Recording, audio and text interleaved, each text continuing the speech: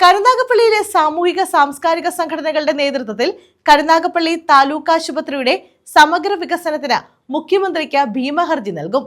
50,000 പേർ ഒപ്പിട്ട ഹർജിയാണ് മുഖ്യമന്ത്രിക്ക് നൽകുന്നത്. ഒപ്പുശേഖരണ ഉദ്ഘാടനം കരുനാഗപ്പള്ളി താലൂക്ക് ആശുപത്രിയിൽ നടന്നു.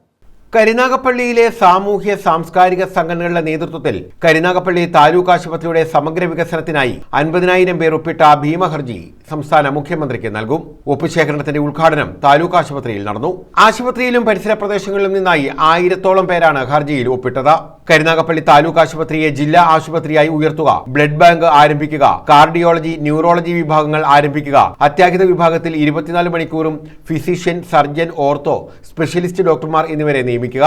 കരുനാഗപ്പള്ളിയിലും പരിസര പ്രദേശങ്ങളിലും അർബുദ രോഗികളുടെ എണ്ണം വർദ്ധിക്കുന്നതിനാൽ ഓങ്കോളജി വിഭാഗം ആരംഭിക്കുക, അൾട്രാസൗണ്ട് സ്കാനിംഗ് നടത്തുന്നതിന് ഡോക്ടറെ നിയമിക്കുക, MRI, CT സ്കാൻ എന്നിവ തുടങ്ങുക. ഇത്തരത്തിലുള്ള വിവിധ ആവശ്യങ്ങൾ ഉന്നയിച്ചാണ് ഭീമഹർജി മുഖ്യമന്ത്രിക്ക് സമർപ്പിക്കുന്നത്.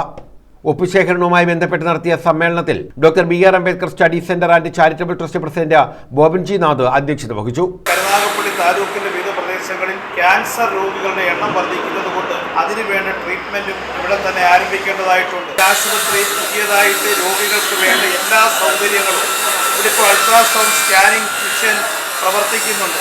അത് ആഴ്ചയിൽ മാത്രമാണ് ഡോക്ടർ വരുന്നത്. എല്ലാ ദിവസവും വേണം അൾട്രാസൗണ്ട് സ്കാനിങ്ങിന്. ഈ അത്യാഹിത വിഭാഗത്തിൽ സർജൻ വേണം, ഓർത്തോ വേണം, ഫിസിഷ്യൻ വേണം.